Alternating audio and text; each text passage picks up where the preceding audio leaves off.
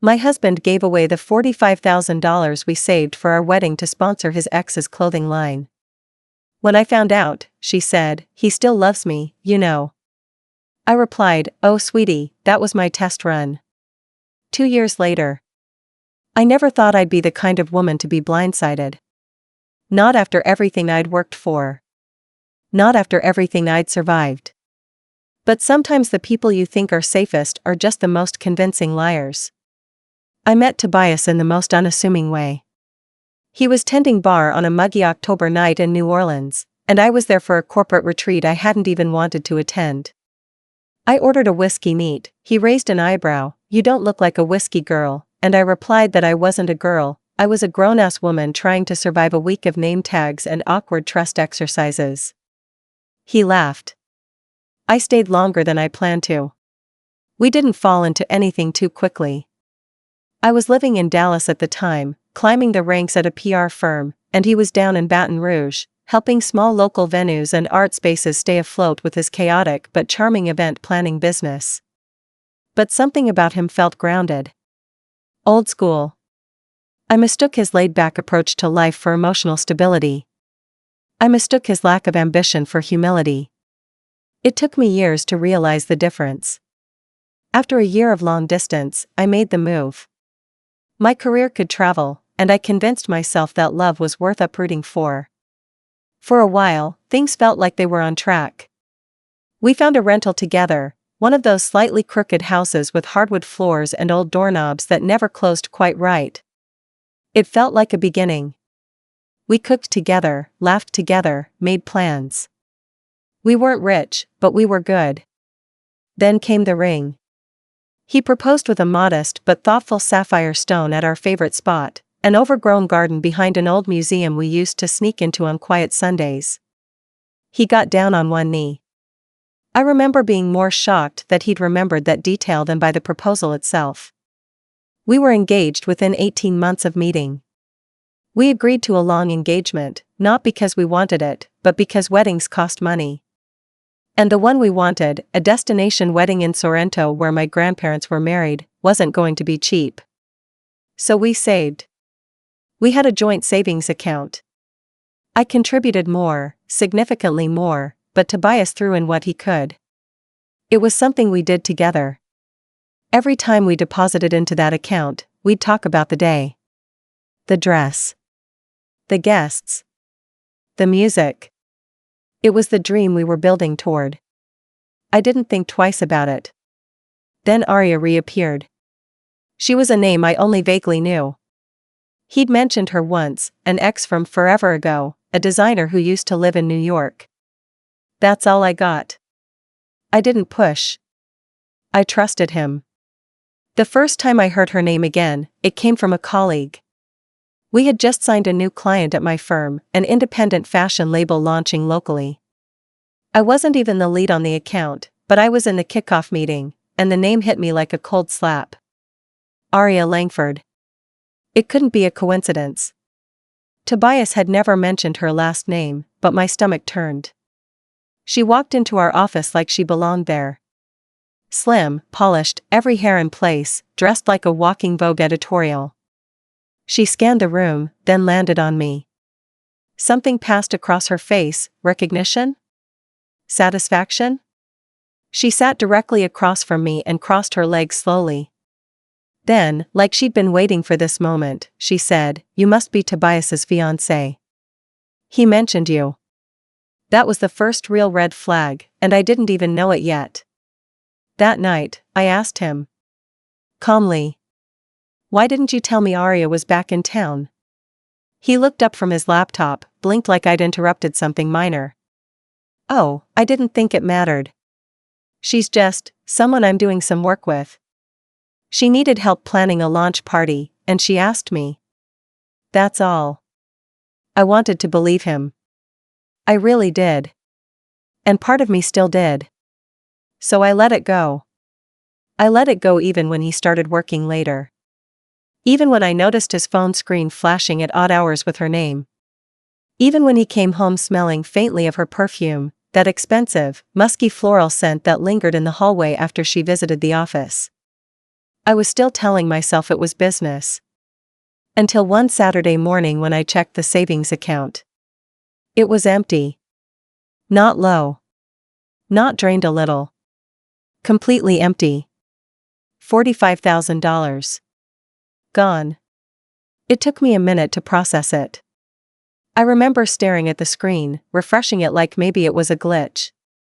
I double-checked the account number, the statement history, everything. It was real. There was a transfer. 3 weeks ago. Authorized by Tobias.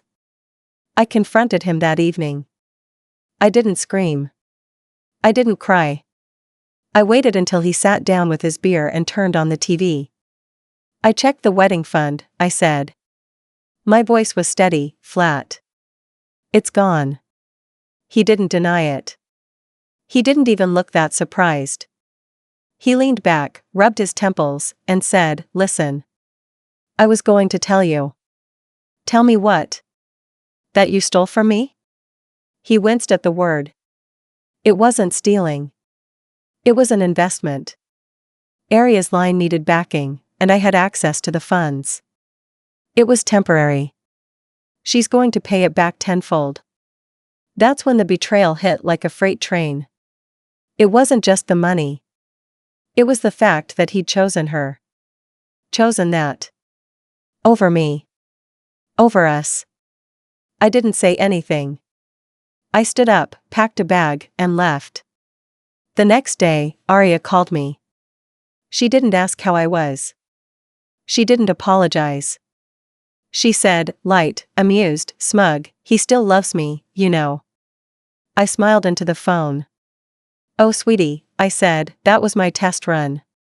Then I hung up. That was the day I stopped grieving and started rebuilding. I moved out that week. Tobias didn't fight it. Maybe he was too embarrassed. Maybe he thought I'd calm down, get over it, come back like I always had after smaller arguments. But this wasn't just an argument. This was a fracture in the foundation. Something you can't patch over with flowers and promises. I stayed with my friend Celeste for a few weeks. She had a spare room in her condo in Lakeview. No questions, no judgment. Just wine, takeout, and the occasional distraction when I'd spiral into silence. She let me be angry. Let me be heartbroken. I didn't need anyone to tell me I'd been wronged. I needed space to feel it. Meanwhile, Tobias kept texting. At first, it was concerned messages. "I know I screwed up. We can fix this. It was for us in the long run." Then came the guilt trips. "I thought you supported my career. You've always looked down on me. I made a choice for our future." I stopped replying. Then, in a move so classic it could have been scripted, I started seeing pictures of him and Aria together. Online. Not through his social media, he was too much of a coward for that, but through hers. Carefully curated shots of them at brunch, walking out of boutiques, working late nights in some dim-lit studio. She captioned one photo with, "Some bonds never really break." I didn't comment. I didn't message her. I just watched. Not like a stalker. More like an anthropologist. Detached. Curious. The more I watched, the more I saw the cracks. Her brand wasn't doing well. Sure, it looked expensive, she had a great eye for aesthetics, but the numbers told a different story. Poor engagement online. Products listed and relisted without selling. Missed delivery dates. Customers complaining in DMs that weren't getting answered. I noticed everything. Because that's what I do. That's what my job trained me for, reading people, reading brands, spotting what they're trying to hide. It was only a matter of time. Meanwhile, I moved to Chicago. I needed distance. A fresh start. The company I worked for had a regional office there, and when a director position opened up, I jumped at it. The snow was brutal, but the clean slate was exactly what I needed. I got my own apartment. Furnished it piece by piece. Started walking to the coffee shop down the street every morning. Started smiling at strangers again. Started living for me. And in that silence, that space where Tobias used to exist, I found something steadier. Not someone. Not yet. But a version of myself I hadn't met in years. I started running again. Joined a book club. Traveled. I went to Florence on my own. Stayed in a modest villa in the hills and drank too much wine at sunset. That trip was supposed to be our honeymoon. It turned out better without him. Back home, Arya and Tobias weren't doing so great. I heard through mutuals, because yes, we had those. The creative circles in the South aren't as big as people think. Tobias burned bridges quickly. He was disorganized. Missed deadlines, flaked on meetings. Arya had a vision but no strategy. No one wanted to work with them long term. A few press pieces came out about her line, but nothing took off. Then came the plagiarism scandal. One of her designs, some cropped trench coat with exaggerated shoulders, turned out to be an almost identical copy of an indie designer's work from Milan. Screenshots circulated. A fashion blogger posted side-by-sides. She got dragged. Hard. Tobias stayed silent. He always did when things got uncomfortable. They tried to rebrand after that. Changed the label name. Moved their website to a new domain. Acted like it was a creative evolution. But I could see the desperation in every post. And that's when fate handed me the perfect opportunity. The nonprofit I'd been doing pro bono work for in Chicago, an organization that helped women entrepreneurs in underrepresented communities, was hosting its annual gala. It was a major event, and I was on the planning committee. Part of my role? Reviewing vendor and sponsorship applications. Guess who applied? Yep. Arya Langford. Now under a new label name, claiming to be an emerging ethical fashion brand. And guess who was listed as her event coordinator? Tobias Wren. I stared at that PDF for a long time. Not with rage. Not with bitterness. With satisfaction. Because they were walking right into my world. I didn't decline the application. Oh no. I approved it. With full knowledge of exactly where I would seat them. Exactly how I would play this. The night of the gala, I wore a sleek black gown. Not flashy, elegant. Understated. Powerful. As I walked into the venue, I saw them standing awkwardly near their booth. Arya had on a dramatic satin blazer. Tobias wore the same tired smile he used to give me when he didn't know what to say. I greeted their neighbors warmly. Made sure I was seen. Made sure they saw me. I didn't speak to them directly, yet. I just let them sit with the knowledge that I wasn't hiding. That I had nothing to be ashamed of. Then came the keynote. I was the final speaker of the night. Not because I asked for it, but because the committee insisted. They wanted me to share my story, my journey as a woman in business, the setbacks, the comebacks, the rebuilding. I took the stage and looked out at the sea of faces. And I told the story. I didn't use names. I didn't need to. I spoke about financial betrayal. About rebuilding after being taken advantage of. About how women are often gaslit into thinking their anger is unprofessional, their boundaries are cold, their ambition is too much. I ended with this: sometimes, the people who love you the loudest are the ones who resent your strength the most. But that's not a reflection of your worth, it's a reflection of theirs. Walk away. Rebuild. And when they come back, don't look at them with rage. Look at them like a lesson you already learned. The room erupted in applause. Tobias looked like he wanted to crawl under the table. Arya had gone pale. They left before dessert. After the gala, I didn't hear from them. Not directly, anyway. But the universe has a way of sending echoes. Whispers in the form of forwarded emails, LinkedIn updates, a friend of a friend dropping a comment at the right moment. 2 weeks after the event, I got a ping from a former colleague now working for a boutique PR firm in Austin. You'll never guess who tried to hire us. It didn't take guessing. Apparently, Arya reached out to multiple agencies, trying to salvage what little reputation she had left after the plagiarism scandal and her failed gala appearance.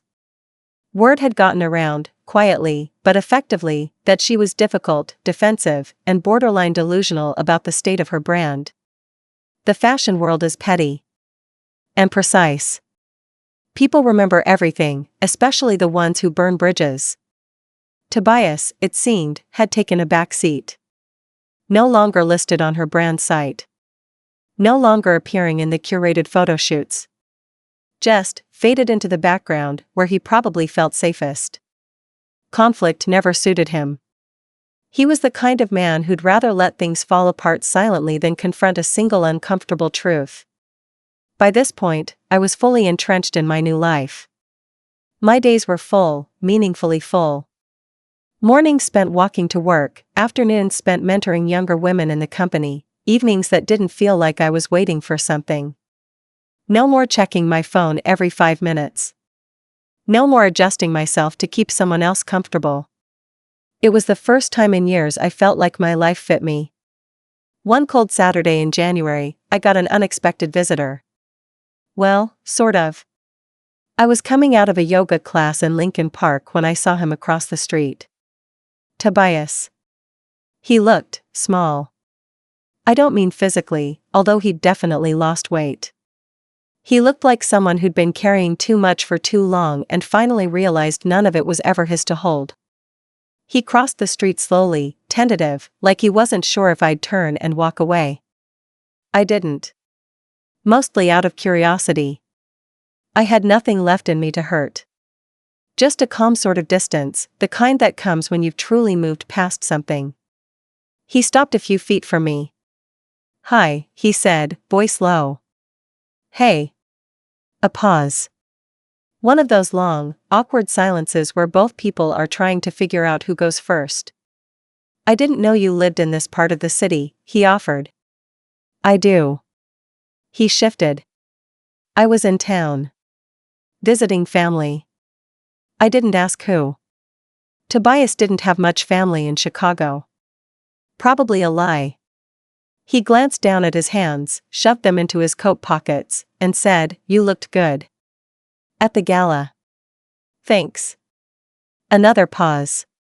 Then, carefully, "You always did know how to command a room." I raised an eyebrow. "Is that what this is? A compliment? A guilt trip? Or just nostalgia?" He smiled a little. It was sad, really. The kind of smile someone gives you when they know they've already lost but still need to feel seen. "I'm sorry," he said finally. "For everything." I believed him. But it didn't mean anything. Because sorry is easy when the damage is old. When the wreckage has already been cleaned up by the person you wrecked. I nodded. "I know." He looked like he wanted to say more. But he didn't. Or couldn't. Instead, he said, "I think about it sometimes. The life we could have had." And that's when I realized how different we really were. I don't think about what could have been. I think about what I avoided. I didn't respond. I just gave him a small, polite smile and said, "I've gotta run. Have a good one." And I walked away. Not to make a statement. Not to be dramatic. But because I truly had somewhere better to be. I didn't look back. A few weeks later, my assistant buzzed me in my office. "There's someone here asking for 5 minutes. She says she knows you." "Arya Langford?"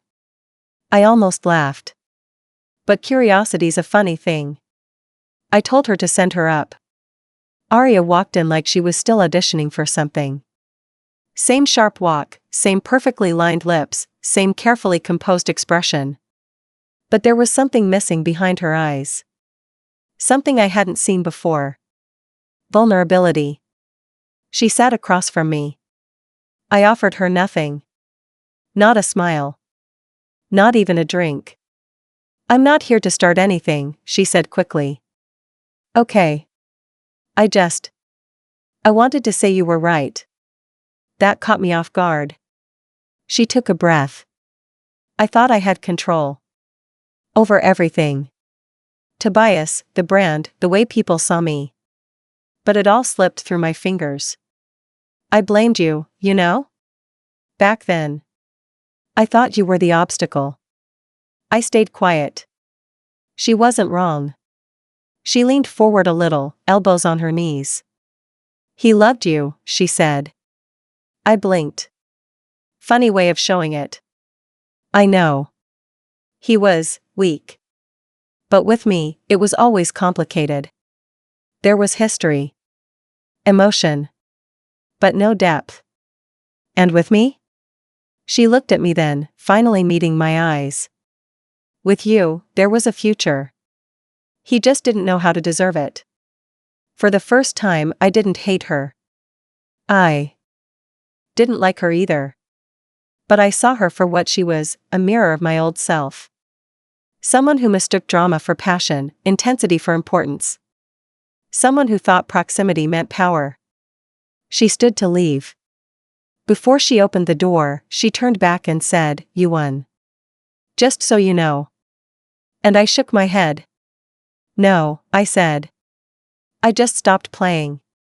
After Arya walked out of my office, I sat there for a while, just staring at the door. Not because I was shaken, but because it all suddenly felt so distant. The chaos, the betrayal, the heartbreak, the drama, it used to consume me. I remember waking up with it lodged in my throat, falling asleep to the static buzz of unanswered questions. But now, sitting in that sunlit office overlooking the city I'd grown into, it felt like someone else's life. Like I'd read about it, heard the story, maybe even wept once, but it no longer lived in me. Still, her words echoed. You won. I didn't need to win. I just needed to heal. But it was nice to hear. Things shifted after that. Not suddenly. Not with fireworks. But in the quiet way life does when you finally stop clenching your fists. I kept working. Harder than ever, but not out of survival, because I loved what I did. I started hosting workshops for young women in media.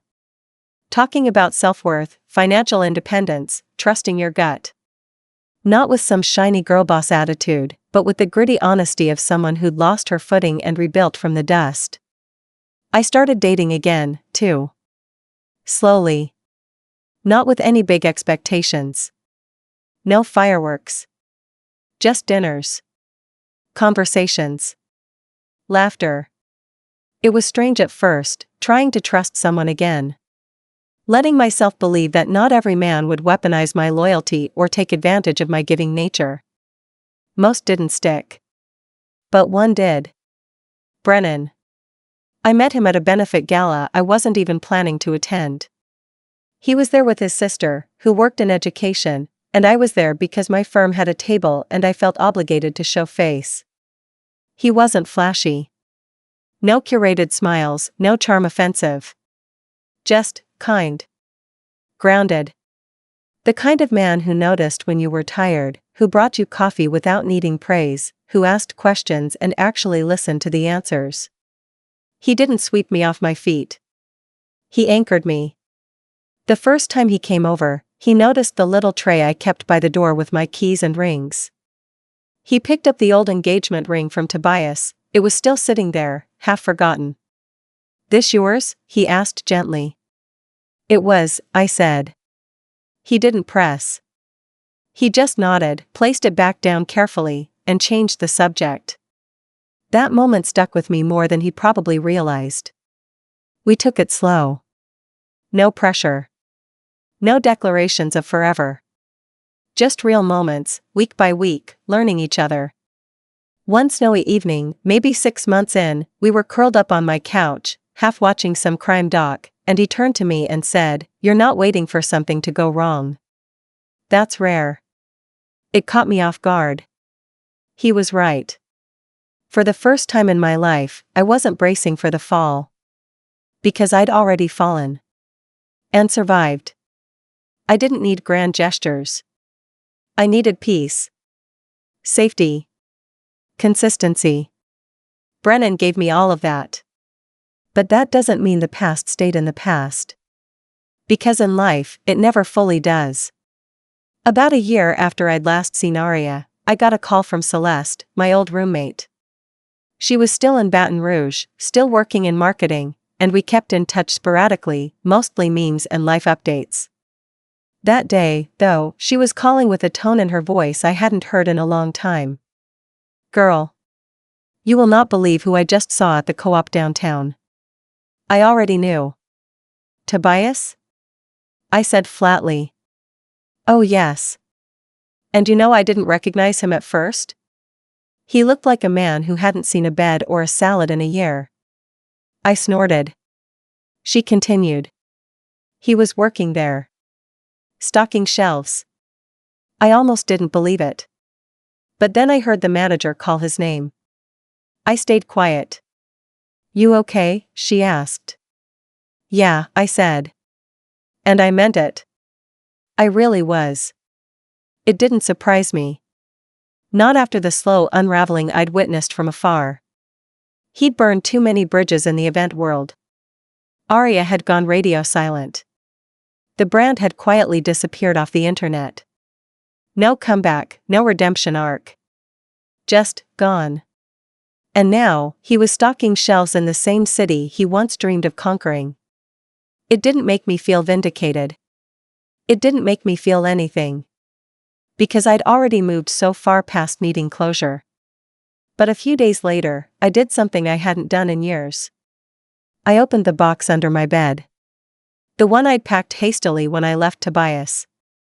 Inside was a mix of junk, an old sweater of his, the notebook we used to write wedding ideas in, a few printed photos we never got around to framing. And the envelope. The one I'd never opened. It had been buried beneath everything else. I don't even remember packing it. On the outside, it just said "for when you're ready" in his familiar, uneven handwriting. I opened it. Inside was a single sheet of paper. No date. No greeting. Just this: "You were never the problem. You were the reminder of the man I should have been." That scared the hell out of me. So I chose easy. I chose history. I chose familiarity. And I lost the best thing that ever happened to me. I hope you never settle for someone like me again. I sat there for a long time. Not crying. Not shaking. Just still. Because somehow, even in the end, Tobias managed to do the one thing he was never brave enough to do face to face, tell the truth. And somehow, I was finally ready to hear it. But that's not where this story ends. Not even close. Because while Tobias was fading into the background, I was stepping into the most unexpected chapter of my life, the part where everything I lost came back to me in a form I never saw coming. And the best part? It started with a letter I hadn't written yet. That letter, the one Tobias wrote, sat on my kitchen counter for almost a week. I didn't have the heart to throw it away. But I didn't want it back in the box either. It felt like it didn't belong anywhere in my life now, but somehow still mattered. A strange relic from a chapter that was technically over but still left bruises I hadn't fully noticed until they faded. Brennan saw it one evening when he came over after work. He didn't read it. Didn't ask about it. He just saw the look on my face and said, "Want to get some air?" It was mid-April. Chicago's version of spring, which meant it was just warm enough to go outside with a light jacket and pretend winter wasn't going to sneak back once more before summer. We walked the path near Montrose Beach. Quietly. No expectations. Just the kind of quiet presence you don't realize you need until someone gives it to you. We sat on a bench, looking out at the lake. "You okay?" he finally asked. I nodded. "Yeah. Just ghosts, I guess." He didn't press. Just slipped his hand into mine and let it be. And in that moment, I realized, this is what safety feels like. Not big gestures, not perfect timing, just someone who stays while you sort through your own storm. A few days later, I did throw the letter away. Not out of spite. Not as some symbolic gesture. I just didn't need it anymore. But I kept thinking about something else, the note Tobias ended with. I hope you never settle for someone like me again. It was the first time he said what I already knew. That he'd chosen Arya because she required less of him.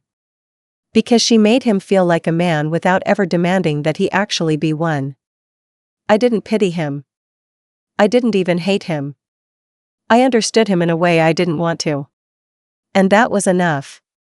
A few weeks later, I got an invitation to speak at a women's entrepreneurship summit in Atlanta. One of the coordinators had seen my gala speech and asked if I'd be willing to give a longer keynote.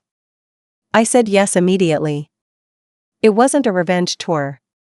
It wasn't about proving anything. It was about standing in the space I'd carved out for myself and saying, I'm still here. And I'm not hiding. The event was incredible. Hundreds of women, all with stories like mine, were completely different but equally powerful. Some had clawed their way out of bad marriages. Others were building businesses while juggling kids and debt and 1,000 invisible weights. There was no posturing. No competition. Just community. After my talk, a woman approached me. Her name was Taryn. She was in her late 50s, wore a yellow pantsuit that made her look like sunshine, and had tears in her eyes. I wish I'd had someone like you to listen to 20 years ago, she said. I smiled. Then be that woman for someone else now. She hugged me. A real hug, not the awkward kind people give out of politeness. The kind that says we survived the same fire. After Atlanta, more invitations came. Panels. Podcasts. Small group sessions. I didn't even try to market myself, it just happened organically. People saw something in me, and for the first time in a long time, I didn't try to shrink it. Then came the email. The subject line read, Brand Revitalization Proposal, Langford Collective. I almost didn't open it. But curiosity's a nasty itch. Inside was a very long, very formal request from a new firm representing Arya. Apparently, she was attempting to re-enter the market with a new angle, upcycled fashion, social impact messaging, minimal waste. The proposal detailed her goals, her struggles, and how badly they wanted to shift the narrative. And at the end, a note, we believe working with a professional of your caliber, who understands both brand recovery and women's empowerment, could be the cornerstone of this pivot.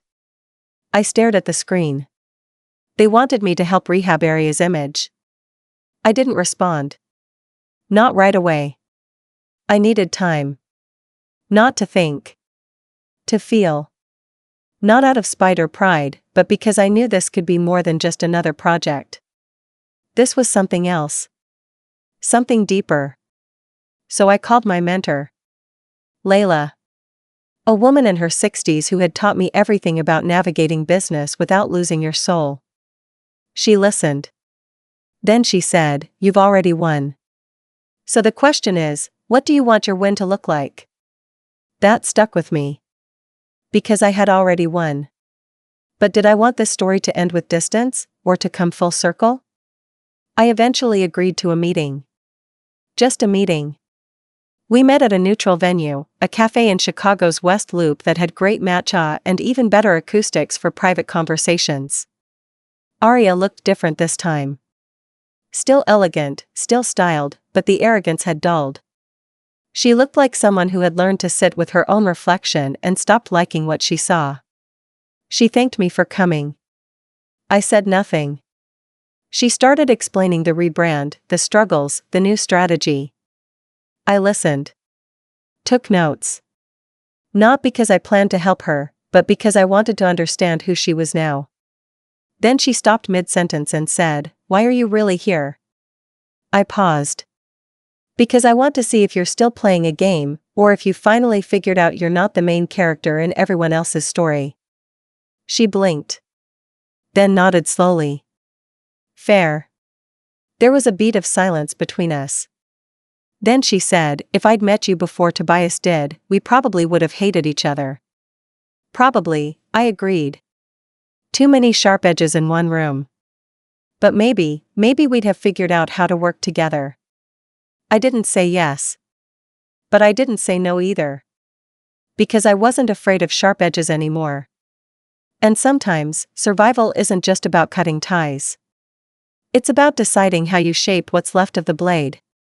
I didn't end up working with Aria. I did take the meeting. I even agreed to draft a rough branding roadmap after she followed up 3 times.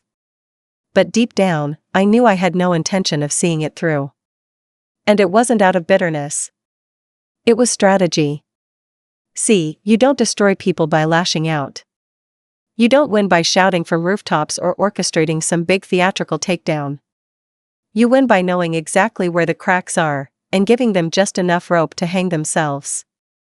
So I sent her a beautiful, professional, comprehensive proposal. Something any brand would kill to have in their corner. I knew she'd fall in love with it.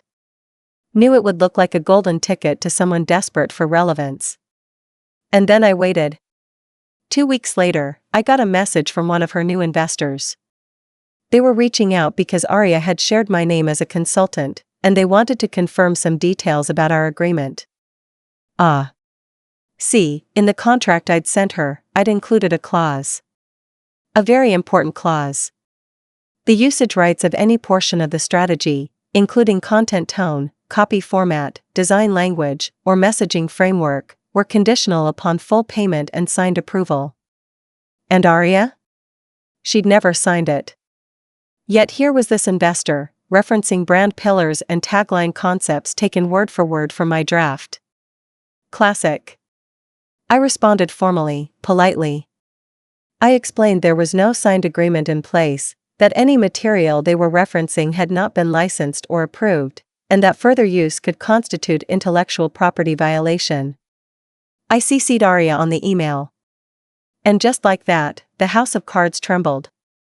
By the end of that week, I received an apology, through her lawyer. No lawsuit, no real drama. Just a quiet withdrawal and confirmation that my material would be discarded, and no further attempts to contact me would be made. It wasn't loud. But it was delicious. Because in the end, she tried to use me. Again. And I let her believe she could, until she couldn't. But the real satisfaction? That came 6 months later.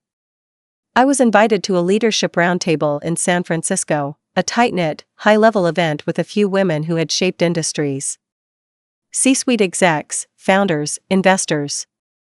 The kind of company I never imagined myself in when I was 25 and crying over Tobias while eating cold pad thai on a bathroom floor.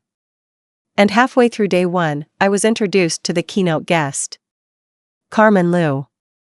A sharp, respected venture capitalist who specialized in female-founded startups.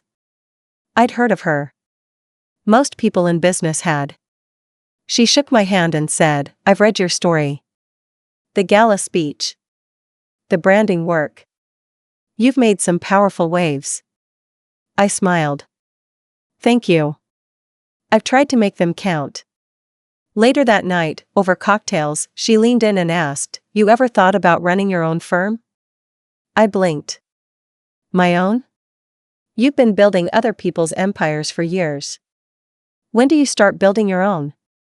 That question lived in my mind for weeks. And then it became a plan. And then it became a reality. 6 months after San Francisco, I left my position and launched my own brand consultancy. Small. Selective. Focused on women rebuilding after loss, financial, reputational, personal. I didn't want volume. I wanted impact. The name of my firm? Test Run. A nod to the last thing I ever said to Aria.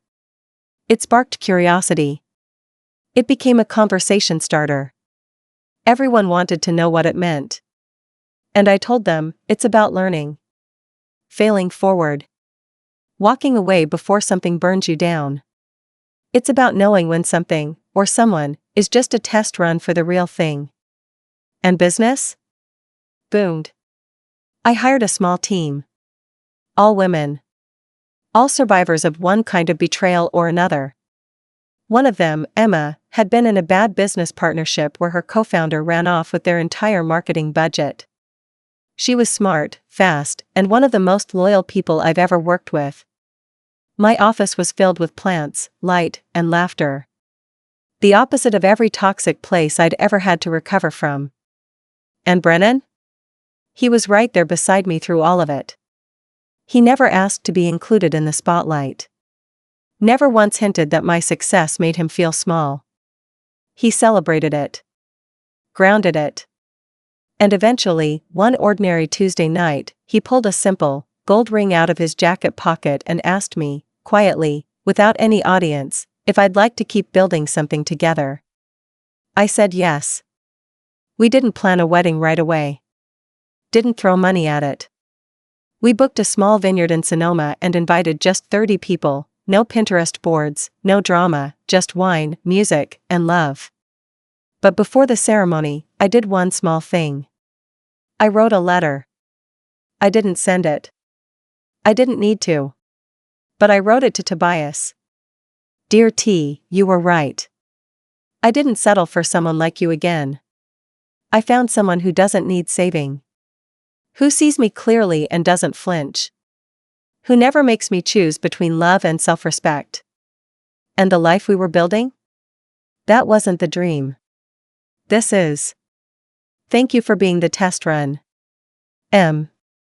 I folded the letter, tucked it away, and walked outside into the warm California sun where Brennan waited for me, smiling like he'd known all along how this would end. Not with destruction. Not with fire. But with peace.